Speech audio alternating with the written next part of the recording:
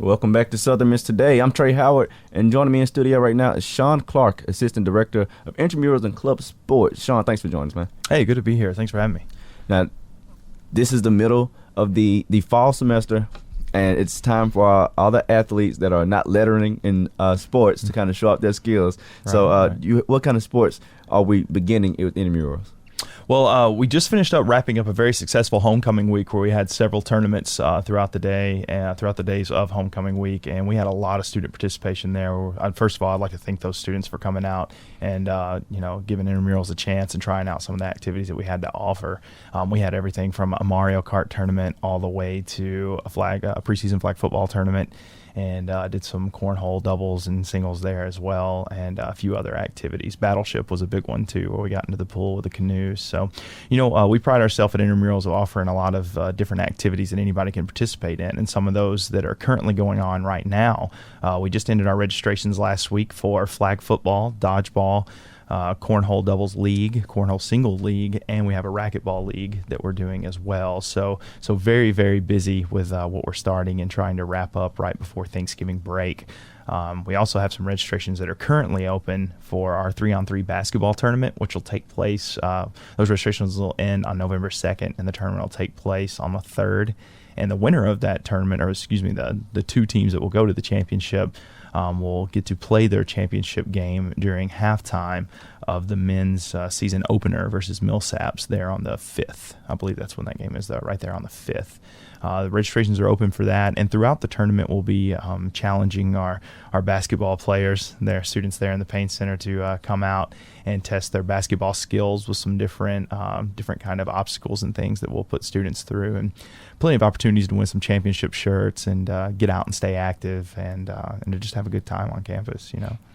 Very, very busy time in Intramural Sports, and the weather kind of interfered with the registration process.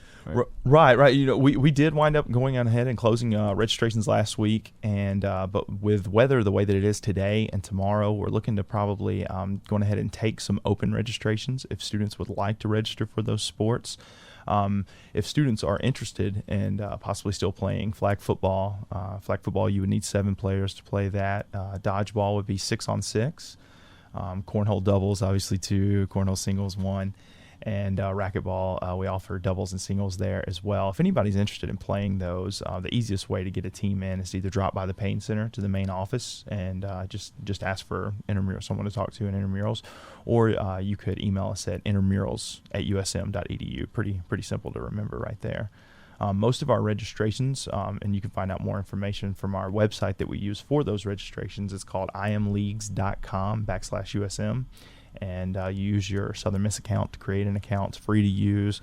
It's pretty much your one-stop shop for Intramurals to find out any information that you'll want to know. I'll try to kind of go one by one really quickly on these sports that just closed the registration. Mm-hmm. But if you're still wanting to play, you're taking registration. But flag football, how many people would you need to make a team? 7-on-7 is the type of flag football that we play. Typically, we don't cap teams. If you want to play with a whole group of your friends, that's fine. But there's a maximum of 7 players on the field for our single sex leagues like men's and women's, and for our co-rec leagues that increases to 8. Okay, what about dodgeball? You mentioned it's 6-on-6, yes. But I guess it's not a cap for these teams either. 6-on-6, no. We try not to cap any of our sports. We know that several organizations that sign up like to just sign up as one organization, so we want as many people to possibly play as we can. Definitely encouraging participation in that aspect. But it is 6-on-6, minimum of 4 to start the game there. But you're gonna want 6 when you got all those dodgeballs flying at your head. Flag football and dodgeball are pretty self-explanatory. You see football on TV, you kind of copy that without the tackling and the pads and everything. Right, and dodgeball, you play this, and when you're in middle school, throwing the ball at other people, catching it, you're out. You know the rules. But cornhole is pretty fun. But I don't think that many people know the rules of cornhole. Could you kind of go over what cornhole is about? Well, cornhole, it's obviously, where you got the boards and you got the hole in the upper center of one board, and you got the bean bags that you're going to throw at each board. And the attempt is, if you get the bean bag through the hole, it's 3 points. If you get it laying on the board, it's worth 1 point. It's a really huge tailgating game. Those are the rules that we play by, but different people play with different rules. It's kind of house rules almost whenever you go somewhere to play it. But we have a standardized set of rules that we use, and it's just a 1-point and 3-point scoring system. And you're playing either with partners or by yourself. It's really laid back. Anybody can participate. Low pressure. You just show up and just have a good time for a little bit. Maybe meet some new people. That's with any of our sports. Meeting new people and making friends and just staying active on campus. Now, could you tell us about the club sports that are going on? Because I don't think many people know about that either. Right. Currently, we have 17 club sports registered, and those range anywhere from a men's rugby club to a women's ultimate club and men's ultimate as well, all the way to things that you wouldn't necessarily think of, like Quidditch. Or we have several dance organizations on campus too, whether it be an all-women's dance group, an all-men's, a mixture of both. We do ballroom dancing. We do clubs like Rhythm Rush and High Definition, who do more I guess contemporary type dancing, some of the newer moves as well. And there's something for everybody with club sports as well.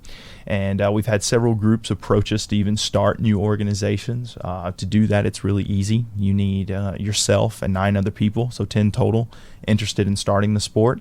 And you would come visit with me and my graduate assistant, and I have a couple of other students who help me out with the clubs as well. And we would set you up with the paperwork and get you going on that process. But we encourage anyone who's wanting to get something, a group started that's active or sporty in nature, I guess you could say there, to come to the Pain Center and let us know, and perhaps you could become a sport club and be eligible for reserving spaces in the Pain Center. Eventually you'll be eligible for SGA type funding when you become a student organization, and there's a lot of opportunity for students to succeed if they come together as a group like that.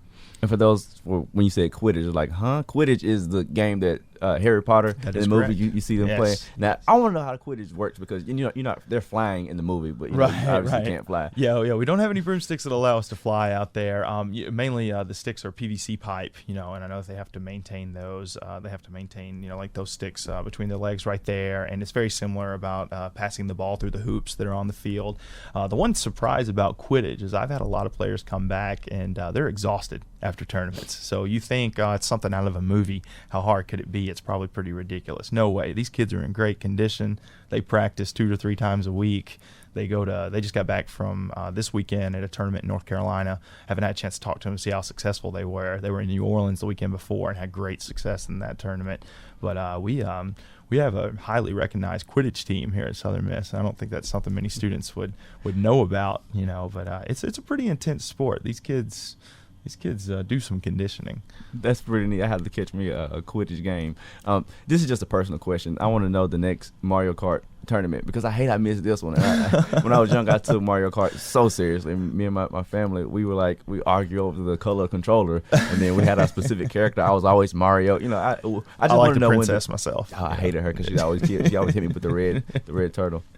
So I just need to find out the details on the next Mario Kart tournament so I can get in on that. Well, unfortunately, you're going to have to wait till next fall for that if we have it on the calendar. We're looking to continue it again. It's just one of those events that's so unique, and you just come into the Pain Center, sit there in the atrium. We got the big screen TV, and we've got it going. And we gave away we did one of the cup races and gave a shirt away to the fastest time in each race. So plenty of chances to win a T-shirt right there.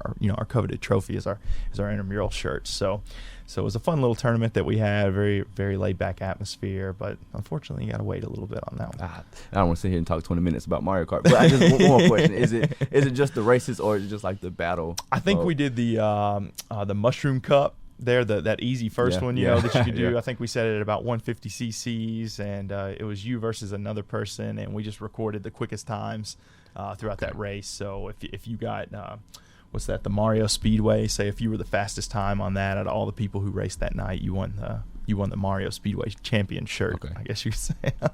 So next spring I will be there for that one. All right. But could you just let us know one more time if anybody's interested in playing flag football, dodgeball, cornhole, where they go to kind of register for that? Right. The easiest way to register a team right now is to go to imleagues.com. That's just spell it straight out, imleagues.com/USM.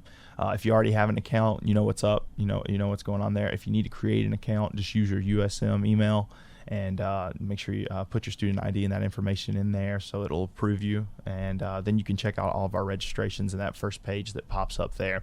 Otherwise, real easy. We'll help you. We love to help students set up teams. I think a lot of students take it on themselves sometimes. Just email us at intramurals.usm.edu, or intramurals@usm.edu, and we'll help set up anything that you need help with. We're all about helping students try to get involved in what we have going on with intramurals and club sports. Absolutely. So if you want to get out there and get a little break from your schoolwork, to get out there and run around a little bit, check out these intramural sports and get you some cardio in. Thank you so much, Sean, for joining us. It was a pleasure having you on. Pleasure being here. Stay tuned.